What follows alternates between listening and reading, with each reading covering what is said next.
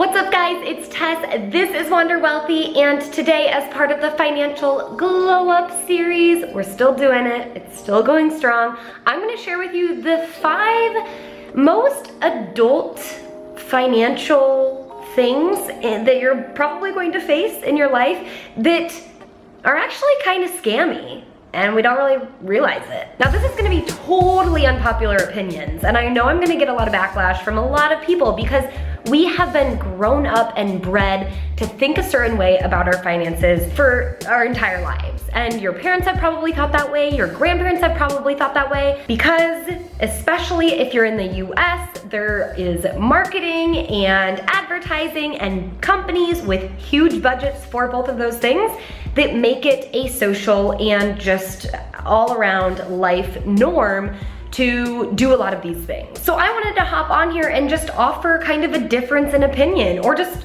offer these things as something to think about or something to take a second look at before you really dive in and go make some of these financial decisions that could possibly not be right for you. So without further ado, let's dive into it. But before we do, make sure you hit the subscribe button and the little bell so you can be notified when I upload more videos, which I will be doing. All right, the number 1 financial move that you'll likely be tempted to make after you graduate from college, maybe even while you were in college or just any time in your life, that to me, honestly, is truly a scam, is leasing a car. A lot of people are gonna be upset by this because a lot of people think, well, I can just pay this payment and essentially rent a car, and then in 4 years' time, I can get a brand new car and do that again and keep leasing it, and all of the maintenance and anything is gonna be paid for, and I'm good to go.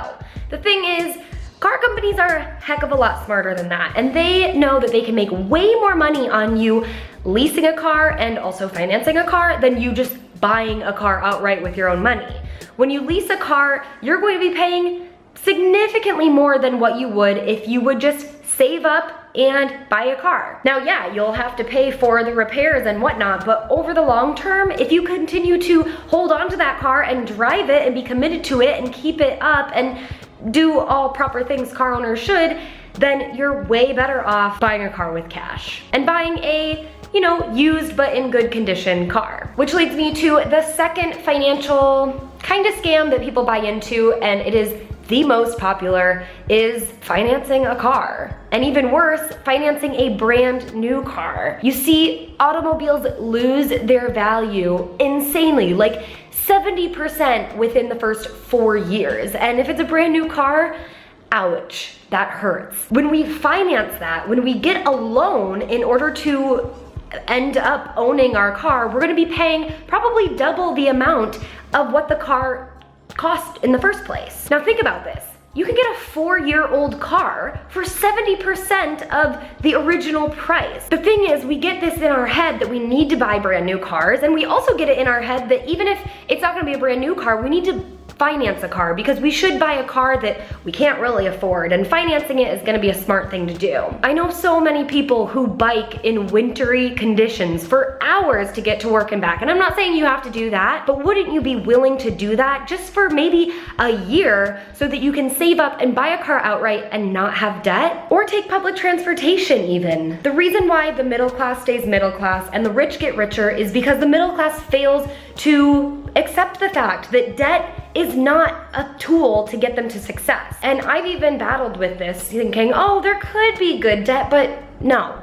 All debt is debt. And if you owe someone money, you need to pay them back. And you wanna basically owe nobody money. That should be the goal. And if you're sitting here in student loan debt, then adding more debt to the equation isn't going to help. Or if you're in this position going, but I really need a car, then figure out what you can do. How long can you drive the car that mom and dad or you yourself bought you back when you were 16? How can you continue to drive that? Or how can you buy for pretty cheap grandma's car that she no longer drives? Or how can you just bike to work or take public transportation to work while you save up for a nice $7,000 car, and then you can continue to trade up every single year as you continue to save up your money. These are things that smart people are willing to do that a lot of people fail to do because they just see what everyone else is doing and they want that. But if you want to be financially free, you have to do things differently. Okay, obviously I'm pretty passionate about this and it's a weird thing to accept. I know, but just think about it. Think about it a little harder, do the math, and figure out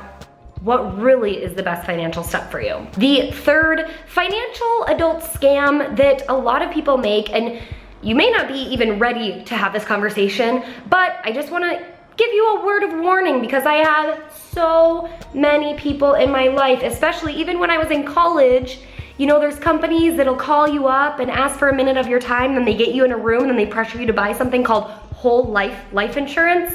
Yeah, don't do that. I don't have a lot of time to go into why exactly whole life insurance means that you're spending way too much money betting on the fact that you're not going to die, but especially when you're young and you don't have any dependents and no one is counting on your income and you haven't co-signed with anybody on private loans, then you probably don't need it. But if you are in the position to get life insurance, whole life insurance is something you really want to try to step away from as fast as possible. People are going to sell it to you that you need it because you should have insurance for your entire life and you should pay quadruple the cost in order to get that. But the truth is, you don't need insurance for your entire life. I mean, there are points where you do need life insurance, where people are counting on you. There's also points where you're gonna have enough in your retirement account where if you died and you're 60 and no one's counting on you except maybe your spouse, they're gonna be covered because you've been saving in retirement. So spend that money you would be putting into whole life insurance and instead invest it in your retirement. And then when you do need insurance, consider something like term insurance or just meet with a proper financial advisor who isn't going to convince you to get whole life insurance. Numero cuatro, the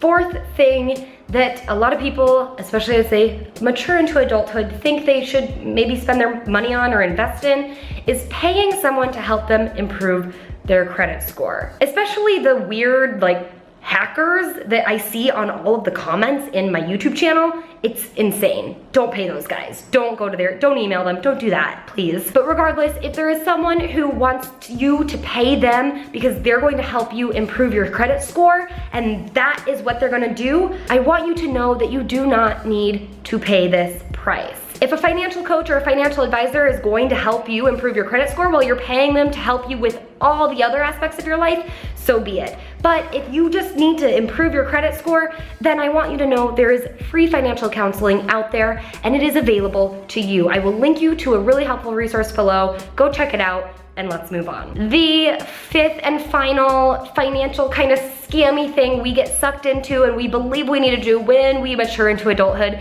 is pay someone to actively manage a mutual fund that we need to invest in, and they're going to quote unquote beat the market. The cold hard truth here is that 95% of active investors fail to beat the market. If they're putting together a mutual fund, picking the individual stocks and saying that their stock pickings are gonna do way better than the S&P 500 this year, I would run hard and fast away from them. Not saying they couldn't beat the market in 1 year, but consistently over time, if you invest your money with these people, it's just not going to work out. Picking individual things based on one person you think is smarter than other people, well, they may be smarter than you, but it is so rare that a fund will regularly beat the market over time. And if you think you're working with the 5 or even 1% who do regularly beat the market, I would be pretty pessimistic about that. And I try to be optimistic about almost everything. It is so easy to get started with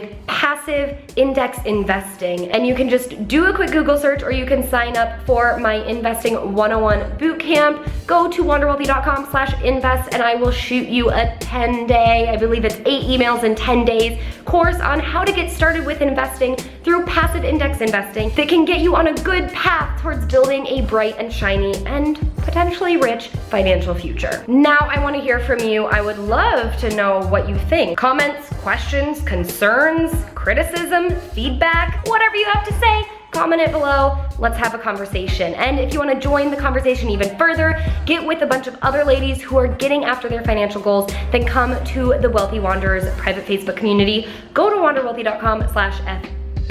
I will link everything down in the description box below, and I will see you next time. Don't forget to like and subscribe this video, and we'll see you later. Hope you wander wealthy. Bye.